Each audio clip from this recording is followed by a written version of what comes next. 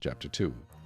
But there were also false prophets among the people, even as there will be false teachers among you, who will secretly bring in destructive heresies, even denying the Lord who bought them, and bring on themselves swift destruction. And many will follow their destructive ways, because of whom the way of truth will be blasphemed. By covetousness they will exploit you with deceptive words. For a long time their judgment has not been idle, and their destruction does not slumber. For if God did not spare the angels who sinned, but cast them down to hell, and delivered them into chains of darkness, to be reserved for judgment, and did not spare the ancient world, but saved Noah, one of 8 people, a preacher of righteousness, bringing in the flood on the world of the ungodly, and turning the cities of Sodom and Gomorrah into ashes, condemned them to destruction, making them an example to those who afterward would live ungodly, and delivered righteous Lot, who was oppressed by the filthy conduct of the wicked. For that righteous man dwelling among them tormented his righteous soul from day to day by seeing and hearing their lawless deeds.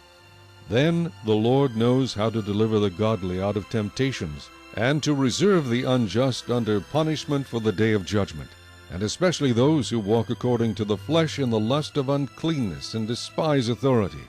They are presumptuous, self-willed. They are not afraid to speak evil of dignitaries. Whereas angels, who are greater in power and might, do not bring a reviling accusation against them before the Lord. But these, like natural brute beasts made to be caught and destroyed, speak evil of the things they do not understand, and will utterly perish in their own corruption, and will receive the wages of unrighteousness, as those who count it pleasure to carouse in the daytime. They are spots and blemishes, carousing in their own deceptions while they feast with you, having eyes full of adultery, and that cannot cease from sin, enticing unstable souls. They have a heart trained in covetous practices, and are accursed children.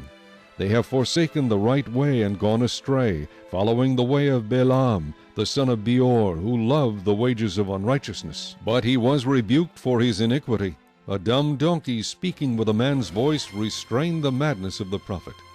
These are wells without water, clouds carried by a tempest, for whom is reserved the blackness of darkness forever. For when they speak great swelling words of emptiness, they allure through the lusts of the flesh, through lewdness, the ones who have actually escaped from those who live in error. While they promise them liberty, they themselves are slaves of corruption. For by whom a person is overcome, by him also he is brought into bondage. For if after they have escaped the pollutions of the world through the knowledge of the Lord and Savior Jesus Christ, they are again entangled in them and overcome, the latter end is worse for them than the beginning. For it would have been better for them not to have known the way of righteousness, than having known it, to turn from the holy commandment delivered to them. But it has happened to them according to the true proverb, a dog returns to his own vomit, and a sow, having washed, to her wallowing in the mire.